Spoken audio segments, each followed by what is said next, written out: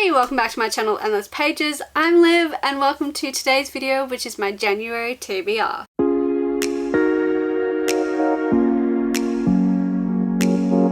Yes, it is already that time of year. I cannot believe it. Welcome to my first TBR of the year, my January TBR. So let's see if I can explain this properly, but there's kind of two main readathons that I'm focusing on in the month of January. The first overarching one is Bookemon. This is a readathon created by Meredith from Bin Chicken's Books, which is inspired by Pokemon. I was meant to participate last year. This is its second year. I didn't. So I kind of want to go in all guns blazing, proper participation at the start of the year to get that momentum going and so I don't fall behind straight away.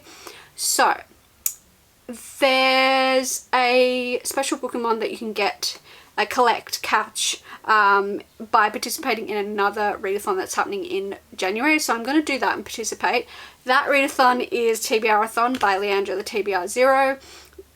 She has created a bunch of amazing different boards that you can do. You can choose which one you want to do. So to successfully catch the Bookemon, all you have to do is complete one of the boards. So I'm going to see if I can put it here. I am going to do the Snakes and Ladders board, which is really fun. That was definitely the one I was like, oh, yep, that's the one I really want to participate in. I can't really tell you my TBR for this because I've decided to roll as I go because I just think that's more fun for me. So I'm going to roll as I go throughout the month. So obviously I can't give you a TBR, but the TBR I'm going to give you today is going to be very short because it's, you know, going to be dependent on how my game of Snakes and Ladders goes. Okay, I hope that makes sense. I'm going to tell you what I'm going to read for the two items that I'm going to try and collect for Bookemon in January. So you collect different items and those items help you catch the Bookemon. So first up we have, oh, where did I put it? Oh, right here. First up we have this book, which is Captive Prince by C.S. Paquette. I am so happy to have my hands on this bad boy. I discovered C.S. Paquette last year when I started her new series, Dark Rise series, and I was like, I want to read her other popular series because the main characters seem to have a similar dynamic to the romance that's happening in Dark Rise, so I thought that might mean that I have a chance of liking this, even though my bookish friends do say this is a little bit darker, but I'll give it a go. The romance is a bit darker, I should say, but it seems to have similar vibes to Dark Rise, so I think I will like it. And as soon as I went out to buy these, I couldn't find it anywhere. And this is an Australian author. I'm Australian, and I was like, why can't I find this Australian author in bookshops anywhere? It turns out it was getting a reprint, so it's got these beautiful new covers. Perfect timing for me to purchase this. So it's been a trek, but I finally have my hands on this, which I'm so happy about. This is about Damon, who's a warrior hero to his people and to the rightful heir to the throne of, oh god, Archaeolus, let's just say. But when his half-brother seizes power, Damon is captured, stripped of his identity, and sent to serve the prince of an enemy nation as a pleasure slave. Beautiful, manipulative, easy for me to say, and deadly, his new master, Prince Laurent, epitomizes the worst of the court at beer. But in the lethal political web of the veteran court, nothing is as it seems, and when Damon finds himself caught up in a play for the throne, he must work together with Laurent to survive and save his country. For Damon, there is just one rule: never ever reveal his true identity, because the one man Damon needs is the one man who has more reason to hate him more than anyone else. I'm, nervous, because it does seem quite dark-ish romance, but it says Paquette, so hopefully that means I'm absolutely going to adore this, just like I adore her new series. And it sounds like there's a lot of political happenings going on as well, which I do love in my fantasy books. So yeah, and it's really short. It's like only 200 or 270 pages, so I should fly through this. I should also say this is to get the item The Child Lock, which the prompt is read the newest book you acquired.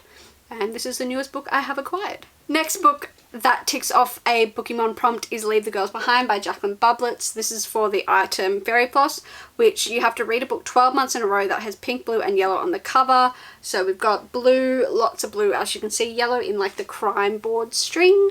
And then technically it's got pink in the flowers. Oh, it's really not coming up. I swear the flowers are pink.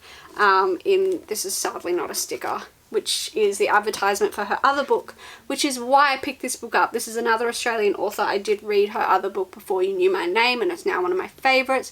This is another crime story. So this is about It's a woman called Ruth. When she was young, about 19 years ago, her childhood friend was murdered, and she believes that this guy that killed her, Ethan Oswald, had other victims. No one believed her. She couldn't prove it, so she's currently bartending when she hears that another young girl has gone missing.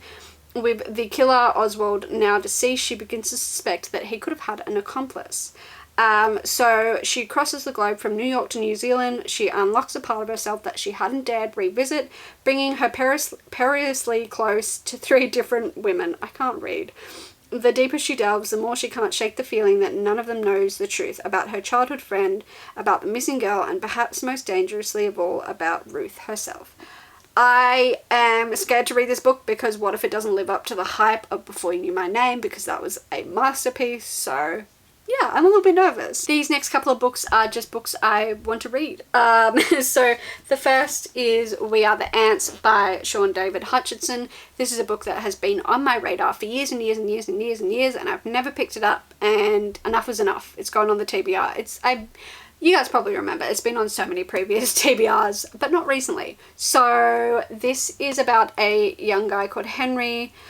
His mum is struggling to keep the family together, coping by chain smoking cigarettes. He knows that his older brother is a college dropout with a pregnant girlfriend. He knows that he's slowly losing his grandmother to Alzheimer's.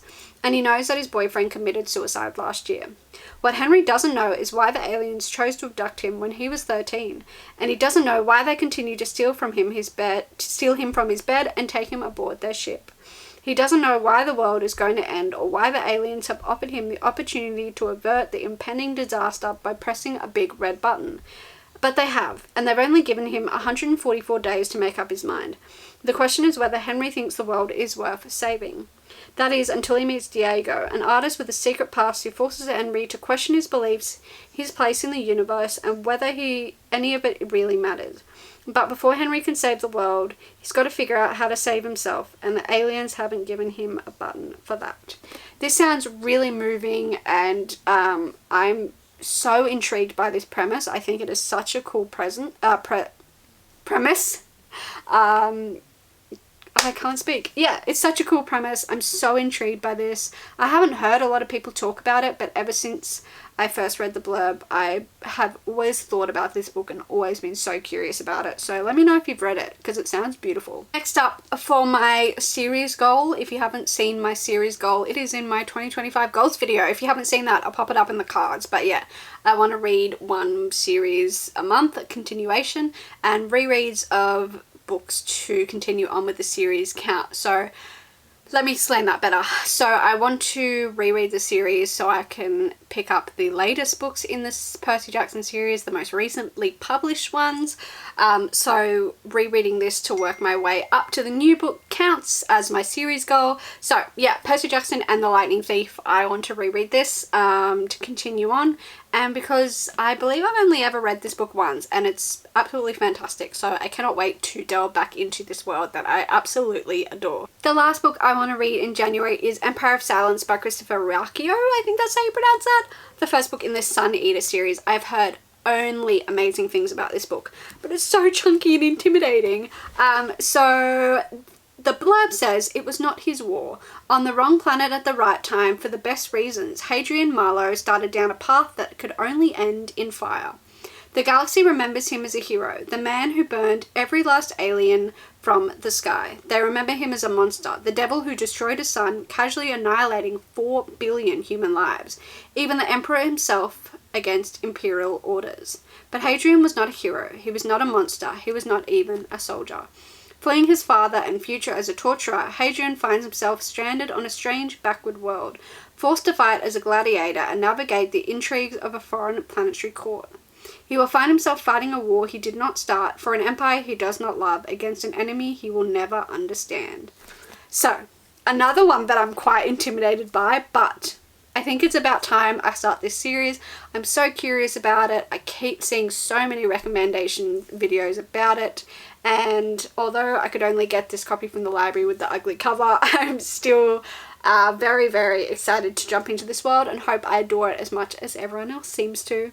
So those are all the books that I want to read in January. That TBR might go out the window depending on how my game of Snakes and Ladders goes, but I'm excited to give it a red hot go. There's some really cool sounding books on that TBR. It's a really fun TBR and I am excited to get into some brand new reads and do a reread. Let me know in the comments below, are you participating in Bookemon? Are you participating in TBRathon? What are your reading plans for the month of January?